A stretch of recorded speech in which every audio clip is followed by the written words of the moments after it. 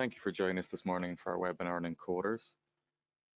The presentation is roughly about 15 minutes and we'll go straight into a Q&A then. If you have any questions throughout, please put them in the questions panel and we will get to them at the end. Okay, let's get going. Welcome to today's tutorial. Let's get started. Today we will be covering encoders and looking at the different types of encoders. We'll discuss how they work and how they interface with Horner OCS all-in-one controllers. We'll discuss the various features and benefits of encoders. We'll discuss how to configure them for your needs with live demonstrations. And as always, we'll finish with a live Q&A session.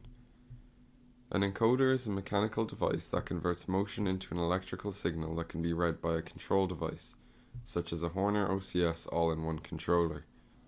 This feedback signal can be used to determine position, count, speed, direction, and a whole variety of things. The most common encoders are incremental encoders. With an incremental encoder on power up, you must establish the current position of the machine before you start operating it, whereas absolute encoders always know their precise position. Let's take a look at the inside of an encoder. We have a code disk patterned with opaque lines, so as the shaft rotates, an LED on one side of the disk is attempting to shine through those lines. The photodetector and other circuitry in the unit create electrical outputs consisting of a series of pulses, based on the light pattern that the photodetector detects. And if you look at the diagram here, you can see how it all fits together. Let's look at pulses in more detail. Encoders are specified in lines per revolution. Two outputs, A and B, are provided, which are out of phase. By counting each leading and trailing edge, the receiving device can quadruple the resolution. So that's quadrature, two signals out of phase that you can use to quadruple your resolution. Encoders also have marker output, which is a third signal, identified as Z, that is only on one pulse per revolution. It marks mechanical home and is typically gated with either the A or the B pulse. In the diagram here, it's gated with A.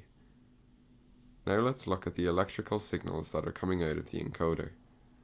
There are multiple options for the electrical output of an encoder. For incremental encoders, a differential line driver is a common output, which provides two complementary signals per channel. Horner OCS products are compatible with differential line driver provided that the voltage level is compatible with 24 volts. Another common output is a push-pull, which provides a combination of sinking and sourcing outputs. It is also compatible with 24 volt level signals. Another option is open collector, which requires an external pull-up resistor in order to interface with our positive logic inputs. Okay, now let's look at some of the specific interfaces of the Horner OCS all-in-one controller. This is the micro series of controllers, which are fully compatible with encoders. The terminal strip itself doesn't display which inputs are high-speed capable. You need to look at the user documentation to see which inputs are and aren't. With the micro series, 4 of the 12 inputs have high-speed capability. I'm just going to show you these high-speed inputs. I have an X7.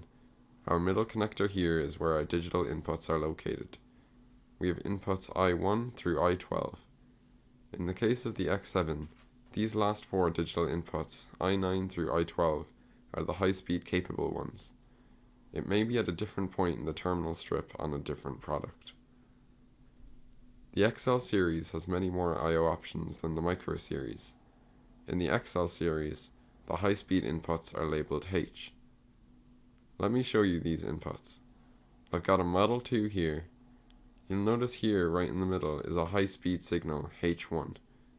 We then have H2, 3, and 4 here on another connector. Their locations vary from controller to controller. Now let's discuss the specific connections between the encoders and the high-speed inputs. All of our products that support encoders can support 2 encoders at once. In this scenario, the A signal and the B signal are connected to H1 and H2 respectively. If you have a second encoder, you're going to connect those to 3 and 4, and then you need to connect the commons. With our products, we don't connect the complementary signals with encoders. If you need a new marker, then you're limited to one encoder, because you'll use 3 of the high-speed inputs instead of the 4. In this case, we're connecting the Z signal to H3, so these are the connections we'd make for an encoder with a marker signal. You also need to configure some things in the software. We need to configure what the signal order is, we need to configure whether it's a linear or a rotary application, and we need to configure what causes a reset, whether it's a marker, count total, or an I/O bit. Now we'll do a demonstration of the software configuration. I'm in Cscape, and we'll start with one of our entry-level products. I'll go here under Hardware Configuration, and I'm going to select a micro OCS product. Let's select an X7. Now I'll go to the Local I/O tab, I'll click under Config, then Module Setup, and then Digital In/High Speed Counting. We have a maximum of 4 counters here. I'll see what my options are with number 1, and we see that it is quadrature, which is what I wanted to select here. Number 2 gets grayed out because when we're using quadrature, we're using 2 inputs. 1 and 2 here are the first 2 high-speed signals, regardless of where they are on the terminal strip. Now we need to ensure that we have the signal arrangement correct. In this case, this isn't what we want. Let's change this to 1 leads 2, count up. Then, the last thing we can configure is the counts per revolution. So in this scenario, with a linear application, we don't want to limit our counts per revolution. We would leave this at 0. But let's say we had a rotary application, and there were 360 degrees of total travel, and we wanted the encoder to reset to 0 when we reached the maximum count. Let's say we had 1,000 lines in our encoder, which with quadrature equals 4,000 pulses per revolution. So in that scenario, we would configure our counts per revolution to 4,000.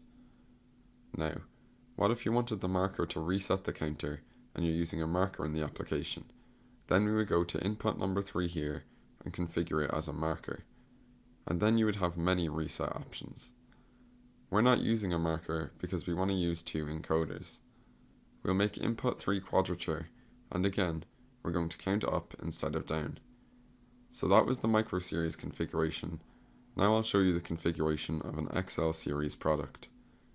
I'll go back to hardware configuration, and instead of an X7, I'll change over to the XL series and select an XL4. So I'll go back into local I/O, hit the config I/O button, then module setup, and then digital in/high speed counting. Firstly, if you're looking to support more than 2 counters, we offer a 4 counter mode, which requires a firmware change. 2 counter mode can support multiple encoders just fine, so we'll stick with that. We have a memory map for things like manual resets from internal I/O points, etc. With the micro series, all those internal memory points are fixed. In the XL series, you can move these around if you want, so that's what these are for. We also have a filtering setting here, but down here is our high-speed counter configuration. Let's configure counter number 1 for quadrature. You can see there's a lot more configuration here. Okay, when 1 lags 2, we're going to count down, and in this case, I have the defaults for quadrature. The A signal will be connected to input 1 and the B signal to input 2. Down here, we configure whether there's a marker pulse or not. Let's say that there's not, because that's the most common case. Down here, you can utilize your high-speed inputs for a reset function, a latch function, a preload function, a clear function, and of course, for markers as well. You can choose whether an external signal or an internal I/O point are used for each of these functions. Now, in a typical quadrature type application, you may want to go to a known position and then clear the counter. In that scenario, you'll want to configure an assigned I/O output. You may have another scenario where you want to go to a known position on power up instead of 0. In that scenario, you'll use a preload function. Let's assign a specific I/O output point to the preload function, and we'll leave it at high level. You may have a scenario where it's more accurate to use a photo eye or a Hall effect switch as home position. In that situation, you could use a high-speed input instead of an assigned output point for the clear function. and then we'd have more choices besides high level. We're going to clear on a rising edge, and that's how we would configure our controller for quadrature. As you can see, the XL series is very flexible in terms of configuration and utility for your high-speed inputs. Now let's discuss the I/O mapping of the controllers. With the micro series, you have a fixed memory map, which is quite straightforward. The last column covers quadrature. Our accumulator from the encoder is arriving in analog inputs 5 and 6 as a double integer value. If you've got two encoders connected, high-speed counter 3 is where the second accumulator is located, at analog inputs 9 and 10.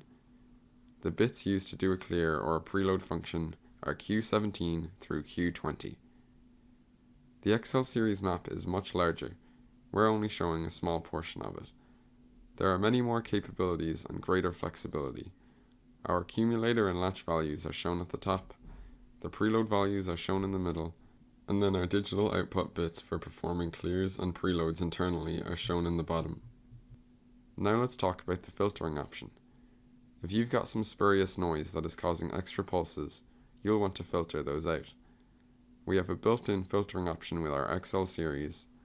We've got a pulse train coming in, so that's our input signal at the top. In the middle, we have our sample frequency. The little lines on the left are examining each sample. Filter configuration is all about configuring a filtering frequency and configuring a number of consecutive samples that have to agree to be a count before you count the pulse as a count. Now we'll demonstrate this in Cscape. So we're in Cscape in the digital in/high-speed counting config. This is where we can configure the frequency, let's say to 4000 Hz. And then we'll configure the number of samples to 4. Then you can configure which high-speed inputs you want to filter. So if it's the A and B signal that we want to filter, then we would check these boxes here. Now let's discuss absolute encoders. They work a lot like incremental encoders, except they have an absolute disk instead of an incremental disk. With an incremental disk, light passes through the slots, but all the areas around the peripheral of the disk are the same, so you can't tell what position you're at. With an absolute disk, whenever light shines onto the photodetector, you get a unique pattern, so you know precisely what position the shaft is in. They can be optical or magnetic. The pattern is turned into an electrical output, which is connected to the receiving device. The position is retained through power, and there are both single and multi-turn encoders available. Now let's talk about the interface. Most absolute encoders use a fieldbus or specialized serial interface. Our XL series controllers are compatible with CAN-open encoders from many manufacturers. CAN-open allows for a fast and synchronized interface and the ability to add more than 2 encoders to any OCS.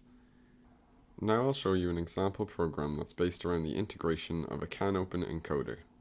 I'm back in Cscape, and this program is available to all of our customers. We have a screen that provides all kinds of diagnostics, so anybody who's utilizing CAN-open can start from this point. We'll go into our hardware configuration. You're not going to go to the local I/O tab for this config. You're going to go here under CAN-open and select config. I can configure my encoder here. There are a lot of parameters, but I'll keep it brief. We've got one encoder connected. It's broadcasting data both asynchronously and synchronously back to the OCS in high-speed fashion, in one of the %R registers and one of the general purpose R registers. So that's a basis for integrating a CAN-open encoder. It's quite simple. Now let's discuss the RCC high-speed counter coprocessor block. It's got 28 I/O points built in, including 12 high-speed inputs and support for 4 encoders. So this product does not have a 2 encoder limit. It supports CAN, Ethernet, and serial, and it has some local logic capability. It has some real analog filtering available and can support both 5V and 24V signal levels on the input side. So it's very strong with high-speed counting. It's a coprocessor. It's not designed to be the only controller on an application. Thank you for attending today's tutorial. The Q&A session will begin shortly.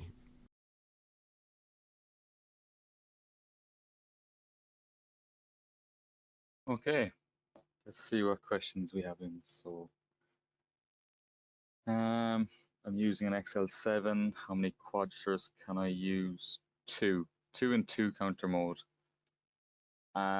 If you're using four counter mode, then there's no quadsters available. Just the regular high-speed counters.